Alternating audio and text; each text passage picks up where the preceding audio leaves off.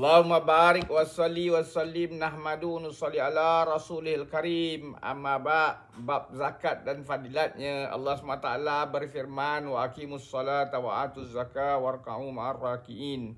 Dan dirikanlah kamu akan solat dan keluarkan zakat, dan rukuklah kamu semua, yakni berjemaah bersama-sama orang-orang yang rukuk.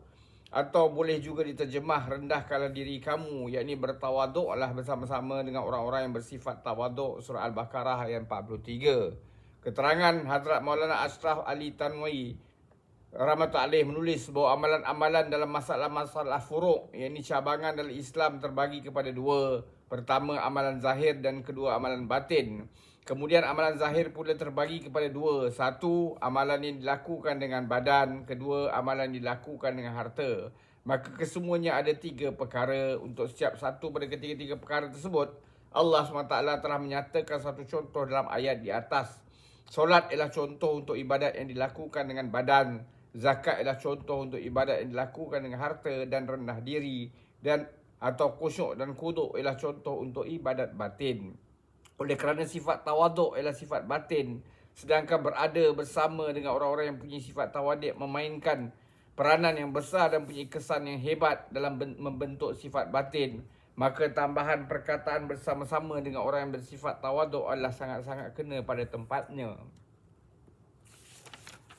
Atas pendapat ini, yang dimaksudkan dengan rukuk dalam ayat di atas ialah sifat rendah diri dan tawaduk. Beberapa perkara yang menunjukkan terzahir daripada ayat di atas. Pertama, antara semua ibadat, solat ialah ibadat yang paling penting. Lantaran itu solat telah disebutkan terlebih dahulu.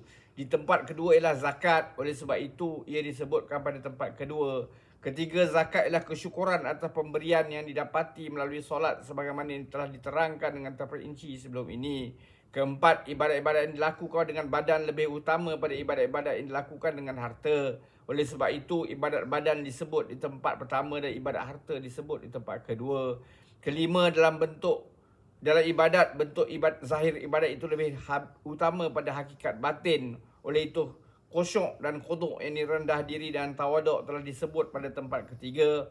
Keenam, peranan duduk bersama jemaah adalah sangat besar dalam melahirkan sifat khusyuk dan khuduk serta tawaduk. Oleh itu, para masyayikh mengambil berat untuk membentuk pusat-pusat latihan tarikat, kerana dengan melazimkan diri bersama-sama jemaah sedemikian akan menyebabkan sifat yang mulia itu akan cepat didapati.